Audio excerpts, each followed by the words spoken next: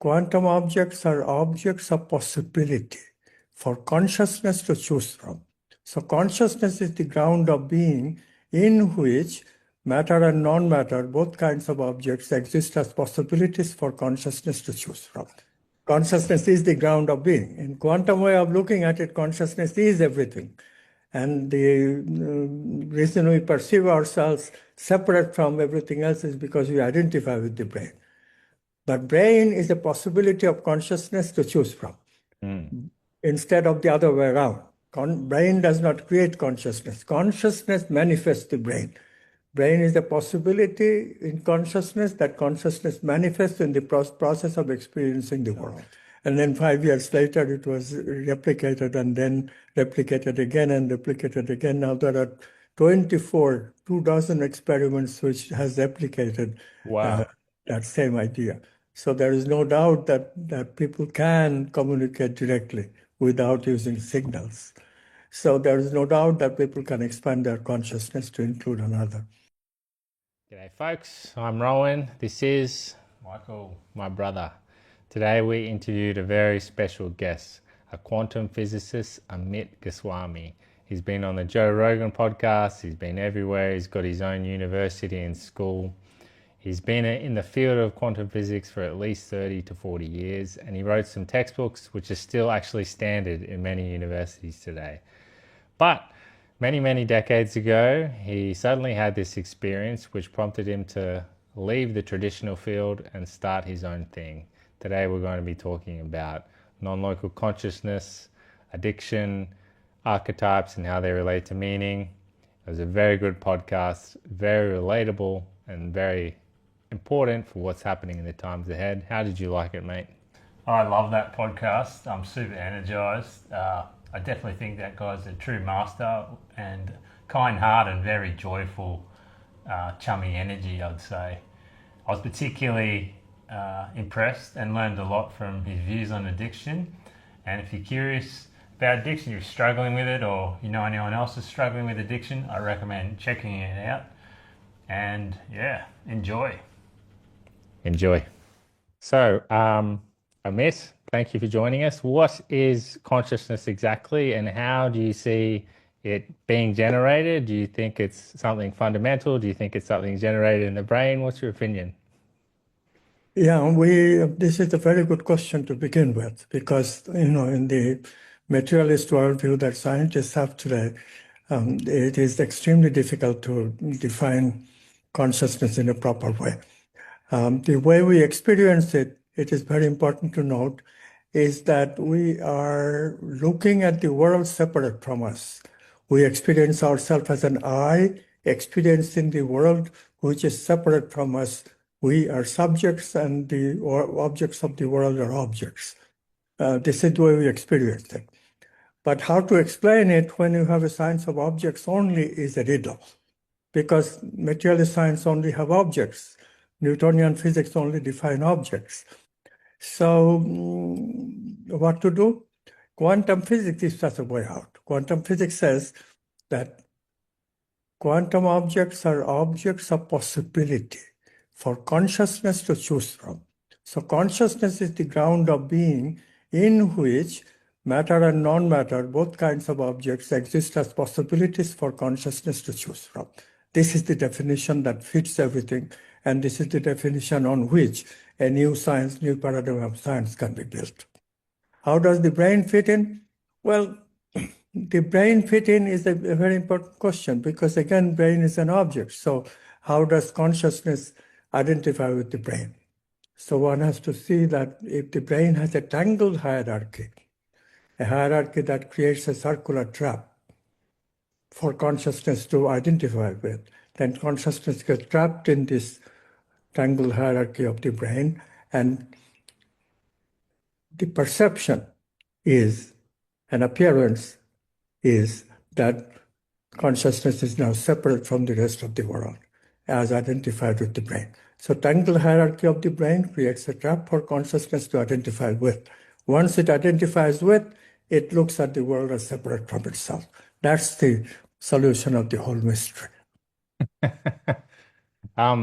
What is the exact mechanism in which lies behind the brain thinking it generates consciousness rather than how does it get tricked like that exactly? Well, in the materialist theory, since we have only objects, so there's only one way of thinking, but this is not a philosophically very tangible way of thinking, which is that somehow when the objects become very complex, out of that complexity, new steps tend to emerge. Emergent ideas. So consciousness is an emergent idea from matter. That's the way that they think of it, out of material complexity. But nobody has been able to demonstrate that complexity gives rise to something which is not object, because you are still dealing with objects being complex. Objects can only produce objects. Objects can never produce this separateness from objects. It's very interesting because as I was preparing for this podcast, I looked back at an old podcast you did maybe 10 years ago, maybe more, with Joe Rogan. And as I was listening to the podcast, I was like, wow, this is fascinating because this whole time the conversation is flowing really well and Joe's really receptive to it. And it's such a cool engagement. But as you're explaining this experiment, but I think it was done in 1994, where two people were put in a Faraday cage so no signals could get out, but they were still, the brain waves are showing that they were very, very similar. And you're showing how this proves that there's a network which operates non-locally because no signals can interact. And you're saying how this is sort of the idea behind how consciousness is non-local. And it was very, very interesting because he couldn't really wrap his head around that topic. And I find that in general life, even bringing up the subject of consciousness being non-local is like so taboo. So taboo, you just don't do it. You know, some people perceive things some way, you perceive things another, that's fine. But sort of using that as a case study, that conversation you had with him, what do you think is the reason why some people can understand, or some people are interested in finding out about consciousness and what it is, and why some people fall into a different mindset? Well, the materialist mindset makes a lot of sense to many people because they never experience consciousness in the non-local way. See, non-locality is feeling a oneness between you and me. We are directly communicating without using signals. So in a sense, you and I have become one. That requires my consciousness, instead of identifying with my brain alone, also include you in the way that I reckon myself to be, which I call expansion of consciousness. Experience expansion of consciousness, people need to meditate, people need to slow down, people need to pay more attention to awareness. All these things people don't want to do. And whoever don't do it, for them, it is a mystery because they always experience their consciousness as part of the brain. They cannot get used to the idea that brain can expand and involve another. Like loving somebody means that I'm including that person within my consciousness. But they don't think of love that way. They think of love as having sex. So you see how one avoids these questions of expansion. But anyone who has the experience of expanding consciousness, like anyone who has meditated seriously, or even in sex, anyone who cuddles after the sexual act is over, then they feel the expansion, that the heart is expanded to include the other. That is what is called love. So anyone who understands love, anyone who understands meditation, anyone who pays attention to the feelings that are in our body, easily accepts the idea that consciousness is the ground of being. Others who are not experiencing these things, they still think that the consciousness is a brain phenomenon because it's always associated with just my brain, not anything else. Yeah. So looking at somebody, looking at the experiment that you referred to, Jacobo Greenberg's transfer potential experiment, is a very liberating experience. But again, you have to look at the experiment without prejudice. If you have the prejudice of materialism, then you say, well, the experiment must be wrong. I remember I came back from, I participated in the experiment in 1992 fall. Oh, wow. And I came back to my physics department, and one of my colleagues, who was a friend of mine, he said, if you publish this paper, you're going to be disgraced from the scientific community. He could not accept the fact that this is a legitimate experiment with legitimate result. And then 5 years later, it was replicated and then replicated again and replicated again. Now there are 24, 2 dozen experiments which has replicated Wow. that same idea. So there is no doubt that people can communicate directly without using signals. So there is no doubt that people can expand their consciousness to include another. Wow, that's so interesting because I was going through AI yesterday and I was asking you about that experiment and I was saying, what's your view on this? Do you think consciousness is non-local or do you think it's generated by the brain? And we had a little back and forth and basically As they I were like, said, yeah, yeah. consciousness is the ground of being. In quantum way of looking at it, consciousness is everything. And the reason we perceive ourselves separate from everything else is because we identify with the brain. But brain is a possibility of consciousness to choose from, instead of the other way around. Brain does not create consciousness. Consciousness manifests the brain. Brain is a possibility in consciousness that consciousness manifests in the process of experiencing the world. This is the actual way that we should think. That leads into a good question. There's another study by Benjamin and Libet in 1979 where they was basically proved they were tracking people's brain states and they said the action someone took came before they were aware that they took the action, or more or less. And so lots of people go, oh, okay, yeah, so that's basically proof of, we don't have free will, blah, blah, blah. But then there's the other side of it, what you're talking about here, which is you can get into a state where you can choose from any possibility there is, a still mind, or some people might call it something else. Can you talk a little bit about that and how that relates to the other side of that study and how it relates to consciousness? Yeah, the point is that the way consciousness comes down to the brain is a bit complicated. Initially, at the present moment, there is the conscious identity that we call the quantum self, which is non-local. But then there is a lot of reflection in the mirror of memory, because when a stimulus arrives at the brain, not only the stimulus arrives, but the stimulus may have been experienced before and for which there was a memory in the brain. Then the memory also will play. And there could be many memories of some stimulus that we are very used to. Like I'm used to seeing another person. So when I see another person, there's a lot of memory associated with seeing people. And therefore, all those memories will play. And out of which I'll recognize, oh, I have really seen this person and this person is this. So all those reflections in the mirror of memory produces a state that we call the ego, which is the result of our personal history. And this is the problem. So when we identify with the ego, then of course the quantum self-experience that already has happened before then. So for which there is a brain signature. So it seems like the brain already has seen the stimulus, but that's the memory of the quantum self. That is how the brain is making a registration of the thinking before we actually become aware of the thinking, because we are aware of the thinking only in our ego. And the ego and the quantum self is separated by half a second of time.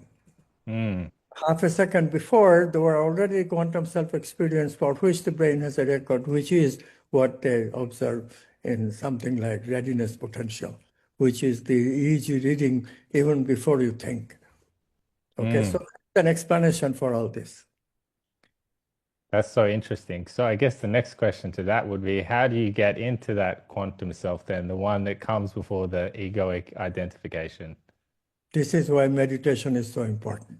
So what we have to realize is that the brain acts in a very fast mode for people, and they are not able to capture this quantum self-experience.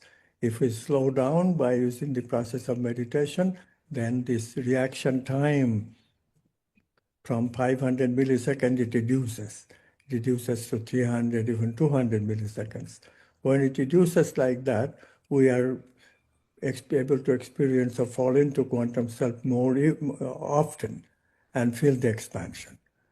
So this is why people are constantly asked to meditate in the spiritual traditions. It's interesting. You want to have a question? So one of the things that's really like taking society over storm at the moment is AI, of course. And people worrying about losing their jobs to AI is one of those things. But when you talk about fundamentally archetypes and how they give creation to meaning, you sort of give a hint to the fact that jobs used to be a way where we could channel an archetype or go into an archetype. And we've sort of lost our connection with that. Now a job's more about, going to work to earn a living rather than actually going to one of those archetypes, whatever they may be. So do you feel like that is going to be just as important or maybe even more important in the future, that people learn to connect to archetypes? Maybe you could even talk a little bit about what an archetype is and how that relates to meaning and what you think that will relate to with AI. We are at the height of information processing way of using ourselves in the conceptualization and actualization of artificial intelligence. So the more we use something like generative artificial intelligence to substitute for the human being. For example, many people are using AI to act as their counselor because AI is a very good listener. It does not interfere with what you're talking. So you can talk, and the AI will very nice to listen and give appropriate answers once in a while. It is very comforting to some people. But that comfort is a false comfort. It's a comfort because you don't usually get to speak and you're not allowed to speak. It's a permissive situation that they like. But the danger of the situation is that the responses are all trivial responses. They are programmed responses based on statistical evaluation of what should the response be at this present moment. It's completely statistically figured out. So it really does not give you any insight, whereas archetypes are the opposite. If you are creative, only human beings can do that. Computers cannot do that. Computers are solely based on information. Archetypes only go beyond information and try to find meaning. Archetypes take us to higher meaning, new meaning. So that archetypal experience is what we are losing out. And I'm very concerned about this, because if our young people become so used to socialize only with computers, then when will they learn about the meaningful things about in their life, which are the archetypes? The purpose of life is to explore and embody archetypes like love, beauty, justice, truth, goodness in our being. If we lose that capacity of embodying these archetypes, just imagine how dry, how inconsequential a human being will be. They will be incapable of any relationship. So the whole concept of human relationships will disappear. The society will just be a concept on the internet that people connect to it in terms of images of each other, seeing on social media with superficial news. Look at my picture, look at my picture. That's what we do on the internet. We don't do any meaningful communication. This is what will happen to people in the future if we continue this way of allowing children to interact with generative AI. So it's a very serious thing, and some people are in fact pushing it for education, which is not entirely wrong, of course, because AI can be used in a very constructive way. But allowing only AI in people's lives and not educating them with the archetypes, this is not going to work. This is absolutely going to lead to disaster because it will ruin human relationship and human society. The connectivity that we need will be lacking. Would you mind giving like a brief rundown of maybe a few archetypes so people can know what exactly they are, how they can be used in life, and maybe an example of an archetype not being used and how that would manifest in a particular field or a particular job, for example? I think the easiest archetype for people is to not to consider an archetype connected with jobs. We can do that too, such as with archetype of truth, which is what scientists investigate.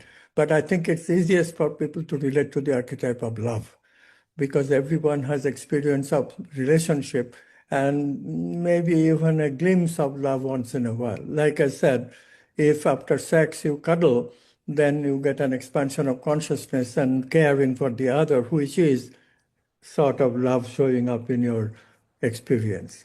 So experience of love go that way. So if you just experience it, for example, in sexual experiences, that's the beginning. And then you learn to experience, see the fact that, when you like something, when you see beauty, for example, we see a beautiful sunset.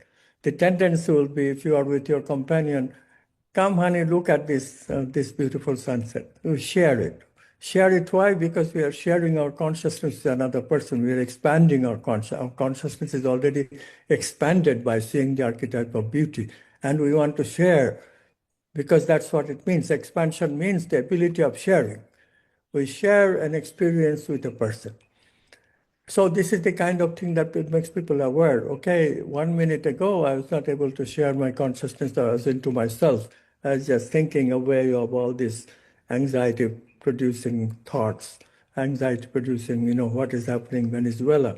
And all of a sudden, I see the sunset, and I don't care about Venezuela anymore. I care about sharing with you the experience of the sunset. This is the point. That expansion of consciousness, if people learn to associate with archetypal experiences, then that will go a long way towards engaging with archetype, because expansion of consciousness is a very happy experience. Happiness and wholeness, they have the same etymological origin. So wholeness is what we get when we look at an archetype. Like you look at the archetype of beauty, your consciousness expands and you're closer to the whole. You're not very expanded. Whole is the entire world. You're not that expanded, but you're still partially expanded. You're out of your own cocoon of the ego. This is the important thing. And that experience, when people have that, they will find that it comes with happiness. There's an innate happiness in that state. And then that's what attaches us to love. We want a companion that we can love, because the existence of the companion takes us to that expanded, happy state. Of course, there is also a brain association with that. Brain also tends to emit dopamine molecules when such things happen. So that's a good thing, because these dopamine molecules also produce a state of euphoria. That's how narcotics work. They produce dopamine molecules in our brain. So in a way, these archetypes can also help taking the brain in a state where there will be molecules of happiness. So that's kind of really relevant to what we're doing, because one of the things we do is run a rehab for people who have addictions. So in terms of addictions and people battling with that, no matter what it is, I guess it doesn't matter. What would your advice be to someone suffering from addiction, or how do addictions relate to this consciousness? Because I guess non-consciousness leads to wholeness, as you're saying. Do you think that is sort of an antidote or a way to help people? What do you think? It can be an antidote. However, one has to remember that most addicted people become addicted because they're trying to avoid a part of themselves which are subjected to trauma. So this trauma clearance is a very good part of addiction prevention. If a person becomes traumatic in the experience of certain things in their life, they try to avoid that distress of trauma by drowning themselves into a substance addiction. So if one understands this, then the first job for addicted people is to clear them of that traumatic experience. There are many ways that we can do trauma clearance, including cognitive behavioral way, eye movement, desensitization, regimen that people have developed. There are also quantum ways of taking quantum leaps out of the trauma. So there are many ways of, so there are energy processes, energy psychology that can be used. Energy meaning vital energy. We can use tapping like this. Tap, tap, tap, tap, tap, tap, tap, tap, tap, tap, tap, tap. And in that way, we best touch sensitive points in the body. These are on the meridians, Chinese style. So these acupressure points that they're called, these acupressure points, if you tap on them, that seems to clear up the trauma because the trauma is concentrated on these points of acupressure points in the body. That does not do entirely a job because there is also a part that the brain plays, but the accumulation of vital energy blocks in specific points of the body, that can be cleared up by simply tapping the body. This was discovered by a scientist named Roger Callahan. Very beautiful discovery. So that can be used to clear up the trauma. After the trauma is cleared, then is the time to introduce the idea of archetypes and happiness. And then you get the person to explore an archetype and become expanded. So the need for the addiction, because addiction is when there are brain circuits which produce this craving. And the craving is what gets into the problem, because craving means there will be a certain amount of compulsion. Otherwise, there will be body symptoms that arise, withdrawal symptoms. To avoid these withdrawal symptoms, we got to control the craving circuits. But in order to control the craving circuits, we have to go through some deconditioning.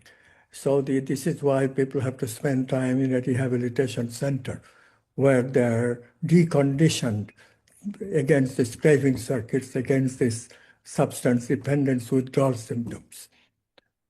Only after you have done all that, what happens after you have spent time with the rehabilitation center, let's say 5 weeks you have spent in a rehabilitation center and you don't feel that compulsion anymore.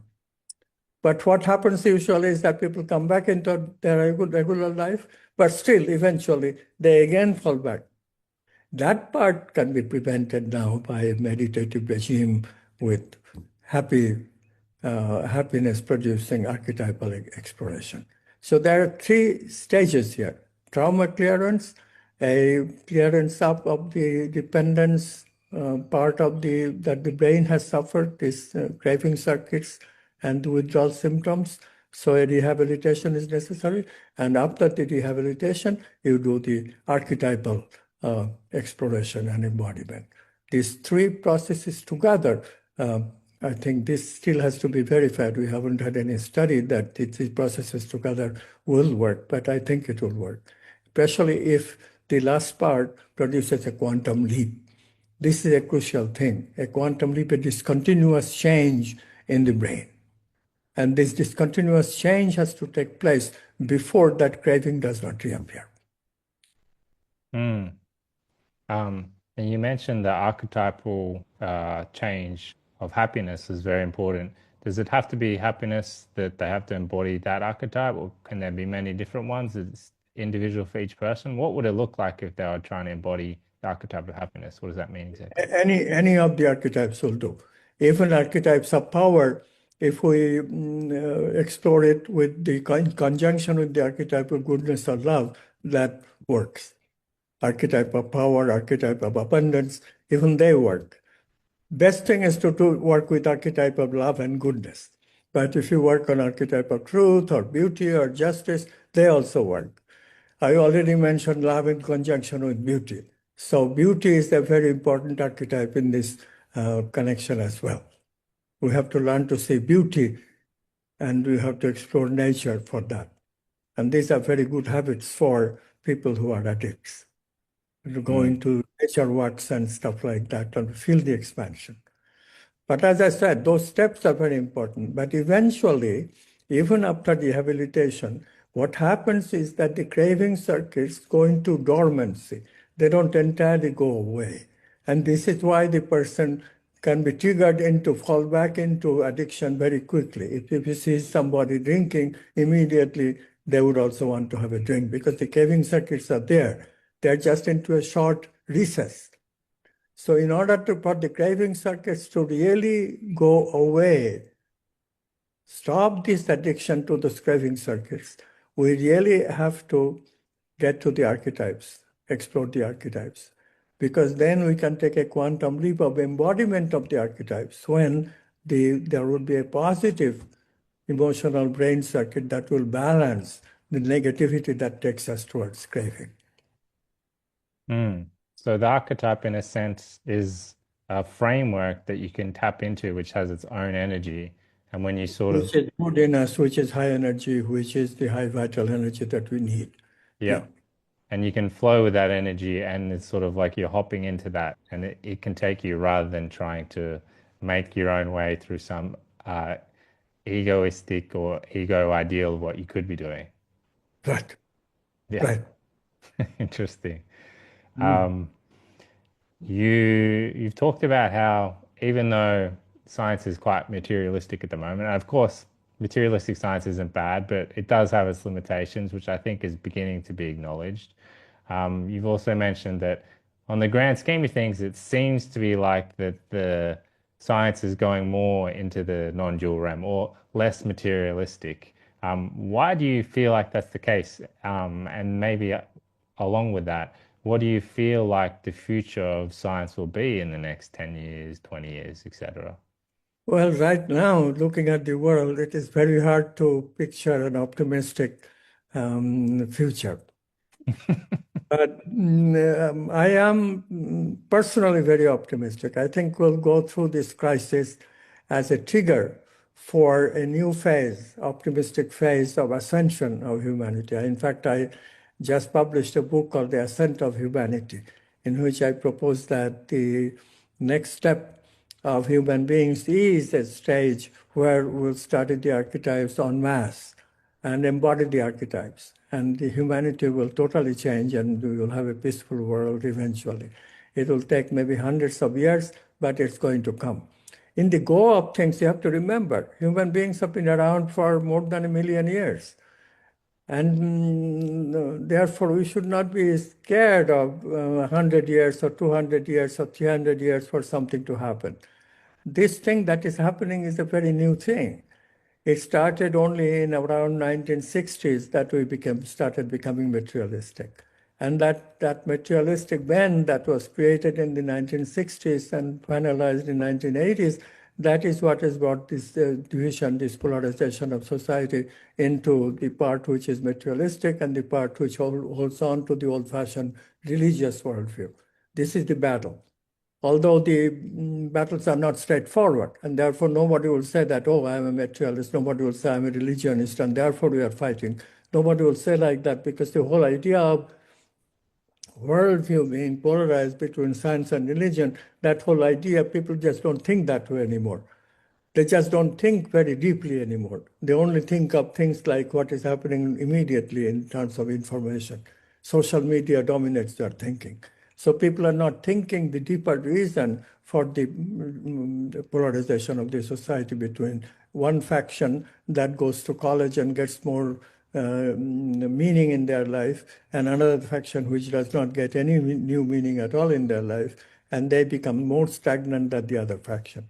But both factions are stuck. Both factions are stuck in the old, because materialism also does not take you to the new, the creative stuff. It also avoids the creative stuff. Religion, of course, are very stuck in the very old. So it's a difference between very old and relatively old. But it's not, neither faction is supporting creativity. And it's the creativity that is latent that we need. But the important thing is, as psychologist David Hawking showed, that there is a significant part of the human society. Hawking's calculation is that 15%. Maybe that's a little bit high estimate in my opinion, but maybe even 5%, 10%, if they are into creativity, if they are into meditation, then that's a substantial percentage. In a company, if somebody owns a stock of more than about 6%, they get a voice.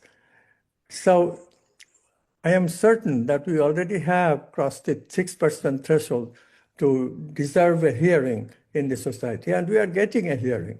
My friends and I, especially my collaborator Valentin Ornisor and I, we teach a transformative educational program leading to master's, PhD, and certification.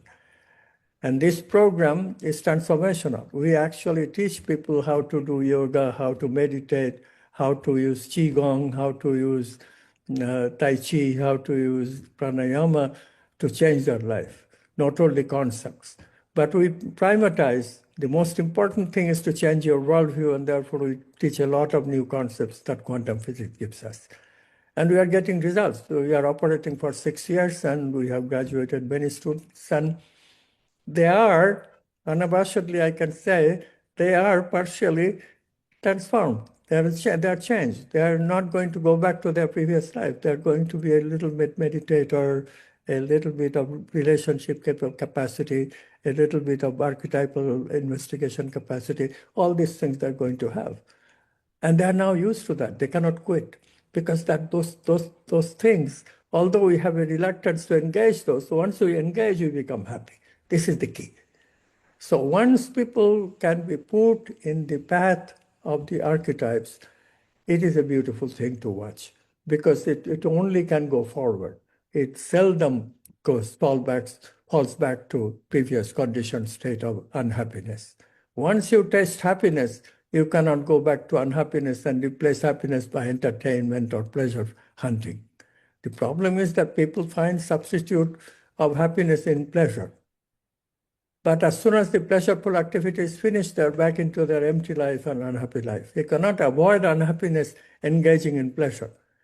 Like the idea that, when LSD was very prominent in society, I have heard people say, well, it's very simple to live a happy life. Just continue to take LSD. As soon as the LSD runs out, you take another dosage of LSD. And that way you'll be always happy. But it's not so. LSD cannot keep you constantly because if you do that, your brain will not be able to cope with it.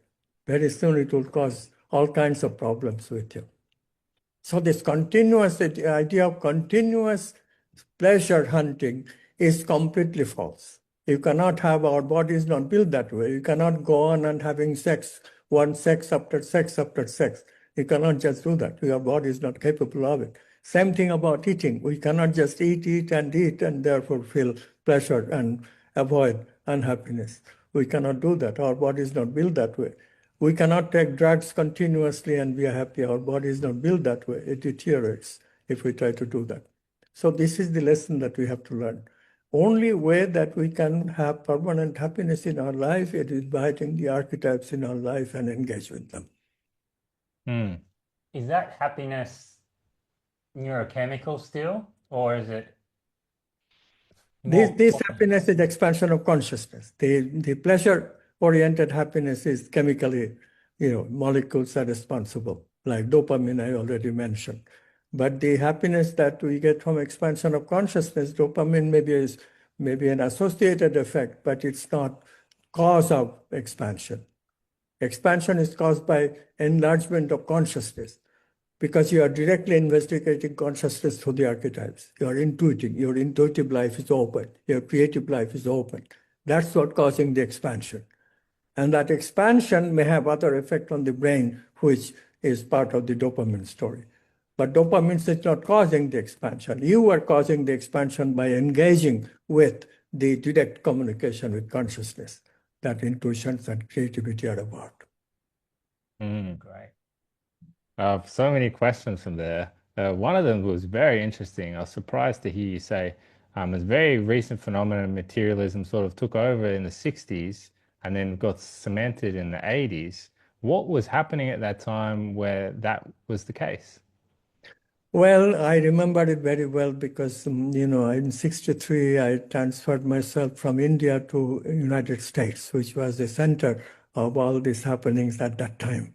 60s was a time when we saw clearly the competition between the coming of materialism, some people doing that, and the coming of idealism.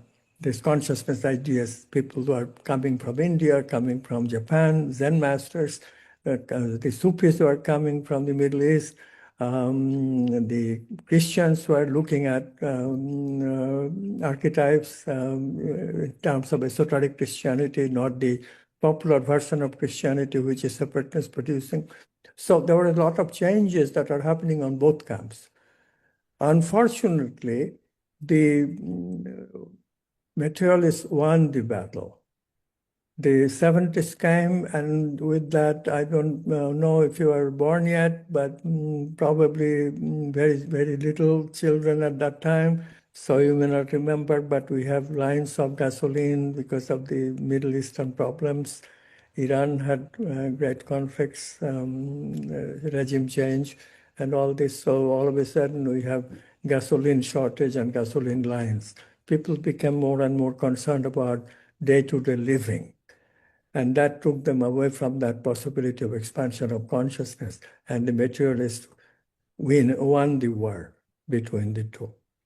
That was very unfortunate. So the 80s is when the transformation took place. The philosophers sealed the situation by claiming that they have proven that the spiritual is false, or there is only matter, and what we experience as spirit is our vain imagination.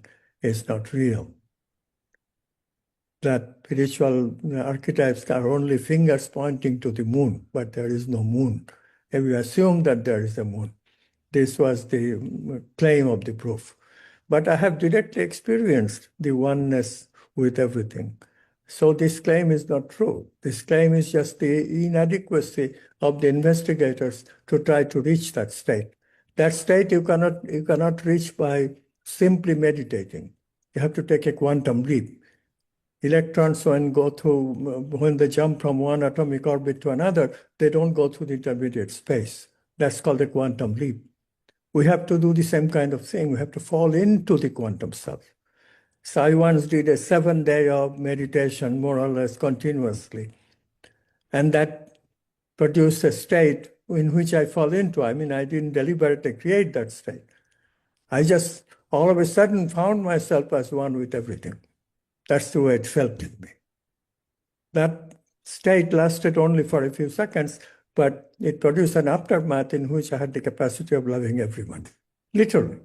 Even my enemies became somebody who is lovable. I'll never forget that experience. So this is the kind of experience that totally convinces you that consciousness is the ground of being, and there is just no other way of thinking of reality. But if you don't have that experience, then what? That's the problem. I mean, it takes a lot of meditation in order to fall into such states. But it is much easier to fall into a state of expansion that love gives us. So that's the beginning that I support. What I did was kind of, scientific curiosity, a combination of scientific curiosity and a little bit of desperation because my relationships were still not working. So I became a little desperate. Okay, how to discover love? That was the point. And indeed, I discovered love this way. Yes, it is possible to love everyone. But that state went away after a couple of days. So then I had to work for years to get back that capacity of being able to love almost everyone. I wouldn't claim that I can love everyone because I have not interacted with everyone, but people that I interact with, I am able to love. So that is something that tells me that, yeah, consciousness is the ground of all being. But most people do not have that tenacity of investigation to stick to it, to stick to the idea and investigate in a sincere way. So that's a little bit too far away. In our school, we just teach people how to generate positive emotions to balance the negative emotion, because then there will be sort of state of equilibrium in which at least they won't be negative. This is the same kind of positive psychology that Harvard is pushing now. So that's a good thing that is happening all over the world. Wow. So creativity is a very important thing in life, and I feel like, especially these days, with the advent of things like AI, creativity is maybe becoming less accessible for people because their brainwaves are in a different state all the time, maybe a hyperactive one rather than something that's accessible. Um, what's your research led you to understand on creativity and how we access it? Well, the biggest prevention of creative exploration is, of course, what you mentioned just now, hyperactivity. Hyperactivity and intellectualism. We think that we can solve every problem with our mind just by thinking. We don't need the archetypes. And in addition, if we develop hyperactivity, then we cannot engage with everything for a very long time because hyperactivity makes you restless, does not allow you to pay attention to something. And without paying attention, without the ability of focusing, we cannot investigate, we cannot explore. We cannot explore something that creativity takes us. Creativity just not cannot enter when we become hyperactive, when we become intellectually oriented. So you have to deal with these defects of the brain that brain picks up because of our upbringing. If our upbringings were all natural and correct, if our parents behaved the right way, if the teachers taught the right way, then of course nobody would be hyperactive, although there is some brain components here. I'm not claiming that brain does not play any role, genes don't play any role. Genes do play some role. So some people are born with some brain defects that leads to autism or things like that. But majority of people really suffer from their avoidance of creativity because of their upbringing. If we have a healthier upbringing, where people were allowed to expand themselves, where people or mothers gave their love freely, where fathers took care of the children in spite of the fact that they don't have a direct non-local connection with the children, but still they try to develop the connection.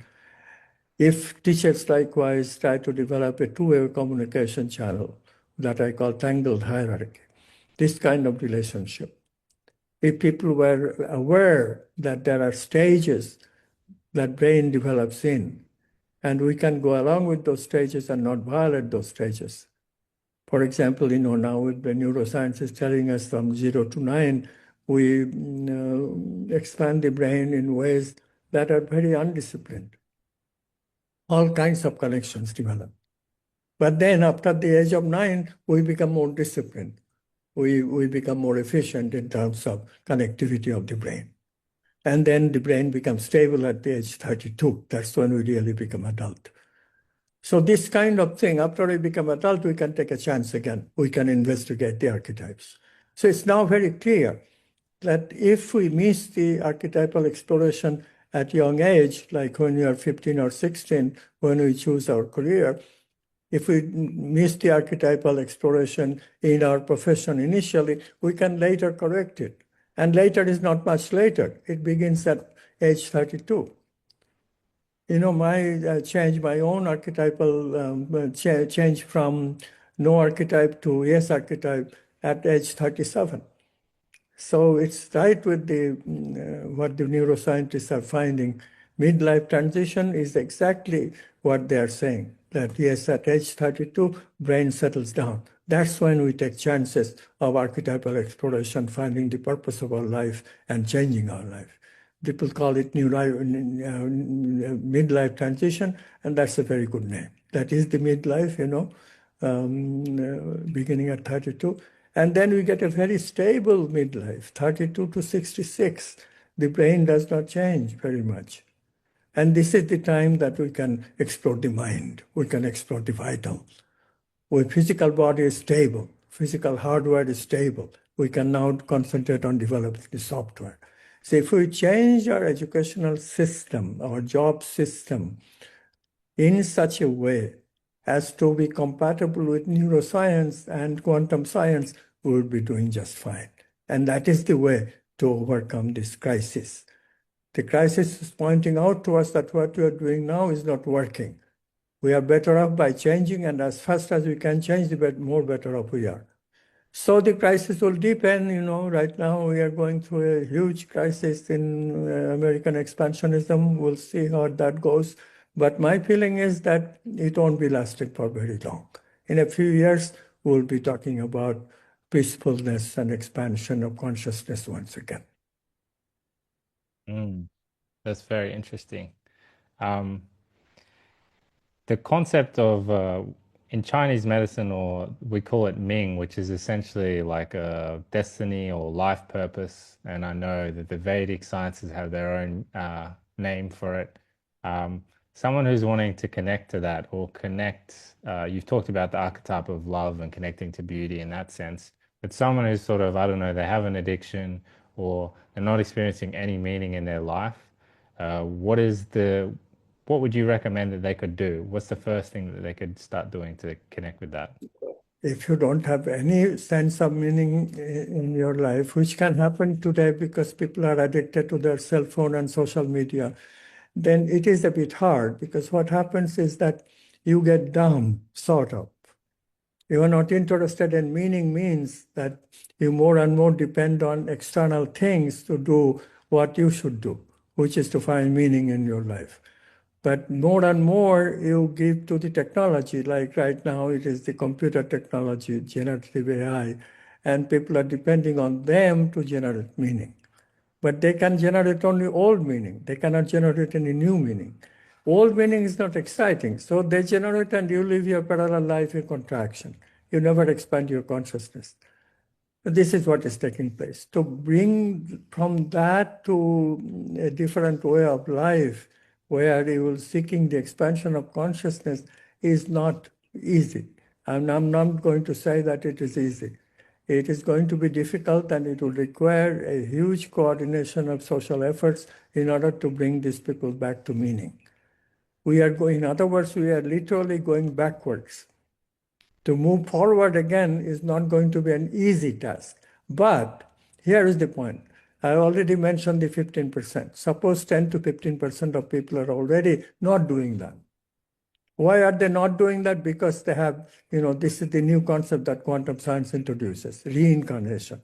They have reincarnated many times and already have gotten rid of all those tendencies that goes backward. So they cannot go backward, as I mentioned earlier. These people who are already into meditation and creativity and happiness cannot go backward.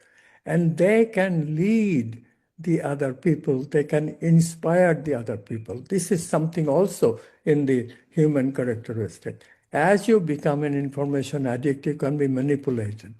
You can be manipulated towards the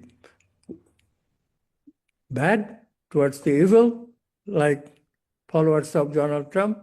You can also manipulate it towards the good, like followers of John F. Kennedy or Martin Luther King or Mahatma Gandhi. They also inspired a lot of people. I do not use the word manipulation for what they did, because it was not manipulation, it was inspiration. But inspiration is a word of which the shadow word is manipulation. Manipulation is cynical. Inspiration is not selfish, but selfless. Inspiration really is directed towards evolving the other, whereas manipulation is evolving the other to what you want. It's a shadow of inspiration. But both exist. So leaders will come along who will inspire people to get into the new archetypes and archetypal investigation. It won't happen without leaders. Leaders are very important. You say. Thank you so much for your time today. That's been amazing. When I did your part of your master's course, it was incredible. I learned so much. I had so many experiences where I could get out of that brain identification state and just see that everything was consciousness. It sounds crazy saying it out loud, but when you experience it, it's so freeing and it's so much closer than most people think. Not to say it's not hard work, like you say, but what you're doing is incredible. So good to speak to you. Um, you mentioned that you run some master's PhD courses. Where can people find you? Well, the easiest way to find me is my website, amitgoswami.org, amitgoswami.org. Here is also, you can find all the information about our educational program, transformational educational program, master's, PhD, and certification. That's what we give. That is the destiny of people who engage with our program. So please remember that transformation is available to you. All you have to do is to get interested in doing something for the world rather than keeping yourself towards this pleasure-oriented, information-oriented life. Amazing. Thank you so much. This has been great. Thank you.